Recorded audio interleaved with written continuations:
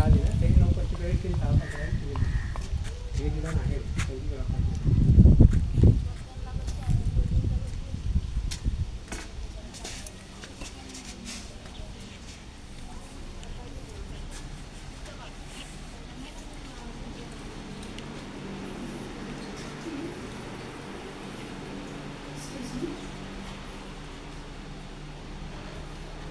ग्रामपंचायत अधिकारी मॅडम डोलवलीमध्ये आहेत. हां डोलवलीमध्ये काय करताय? तिकडे बँकेत RTGS आहेत. इथे कोण आहे मी कर्मचारी? देविका. आय कार्ड कुठे आहे तुमचं? आता एक मिनिट.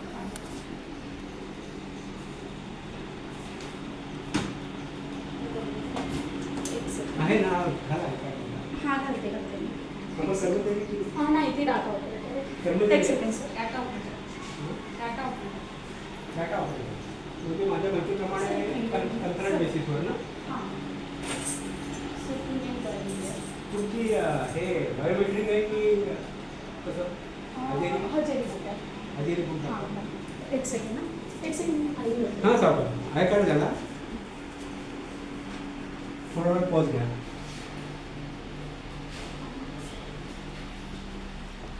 ग्रामपंचायत अधिकाऱ्यांच्या दालनामध्ये आम्ही प्रवेश केलेला आहे. आम्ही आहोत माणकिवली ग्रामपंचायत खालापूर तालुका.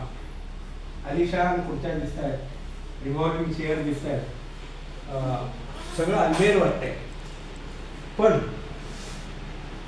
आम्हाला इथले कर्मचारी सांगतायत म्हणून समजतंय की इथे ग्रामपंचायत अधिकारी बसतायत. इथे यांच्या नावाचा बोर्ड नाही आहे, फोन नंबर तर नाहीच आहे. निदान मुख्य प्रवेशद्वाराच्या बाहेर ग्रामपंचायत अधिकारी आणि जनमाहिती अधिकारी आणि अपिलीय अधिकारी यांचे बोर्ड इथे लावलेले दिसत आहेत. त्यांनाही दुरुस्ती एक करायला लागेल की 9:45 ते 6:15 अशी वेळ आहे. त्यांनी कुठून लिहिले मला माहिती नाही. 10 ते 6 वेळ लिहिलेली आहे.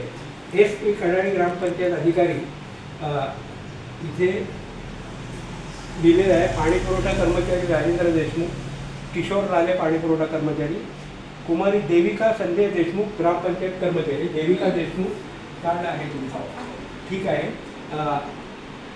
ग्रामपंचायत अधिकारी इथे बसतात. तुम्ही तिकडे सांगितलं सावकाश आहे, तुम्ही फोन ठेवा, काय हरकत नाही फोन.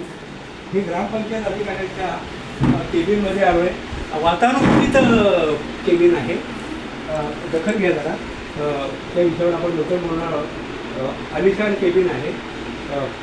अगदी रिव्हॉल्विंग चेअरला कुशनही लावलेलं आहे.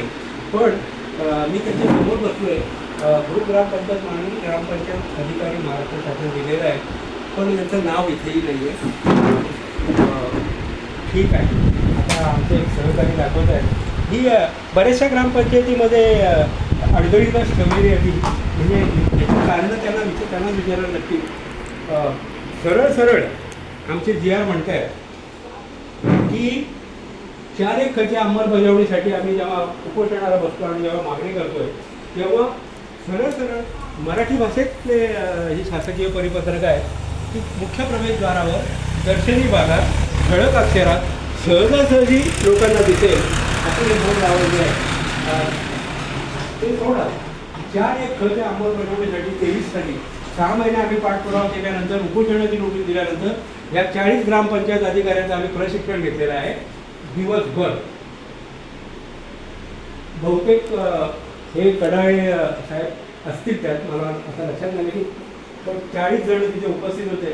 आणि 23 साली आम्हाला व्हिडिओनी जिल्हा परिषदेने लिहून दिलेलं आहे की ह्या 4 एकरची व्यवस्थित अंमलबजावणी झालेली आहे. त्यातली 10% देखील इथे काही दिसत नाही आहे. 23 साली यांनी लिहून दिलेलं आहे आम्हाला ह्या ग्रामपंचायती सहित सगळ्या ग्रामपंचायतींनी. हे आमचं 4 एकर ते दप्तरी ठेवलेलं आहे. आता तिथे अधिकारी ग्रामपंचायत अधिकारी नाही आहेत, त्यांच्याकडे मी मागणी करणारच आहे. पंचायत समितीमधून आम्ही घेणारच आहोत.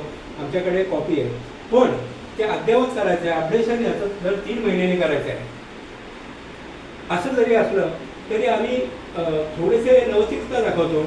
आणि आज 29 मे आहे, आम्हाला 31 डिसेंबरपर्यंत जरी तुम्ही दिलं तरी ठीक आहे. 4 एकर 2005 साली अंमलात आलेली गोष्ट आहे.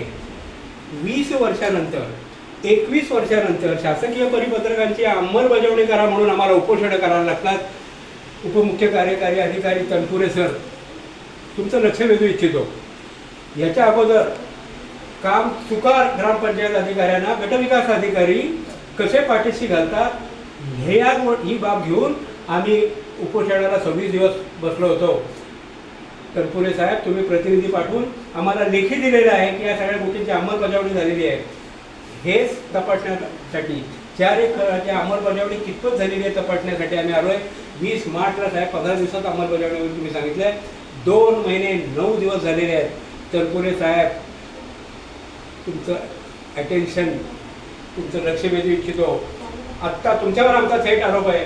ह्या काम चुका संदीप कराड नावाच्या गटविकास अधिकाऱ्याला तनपुरे साहेब तुम्ही पाठीशी घालताय अशी तक्रार थेट कलेक्टर जिल्हाधिकाऱ्यांकडे घेऊन नोडल ऑफिसर म्हणून शासकीय परिपत्रकांची अंमलबजावणी तुम्ही कशी करत नाही याचे ढीकभर पुरावे घेऊन नोटीस देऊन आमरण उपोषणाला तुमच्या दालनात लवकरच येतोय याची दखल घ्या. Thank you madam.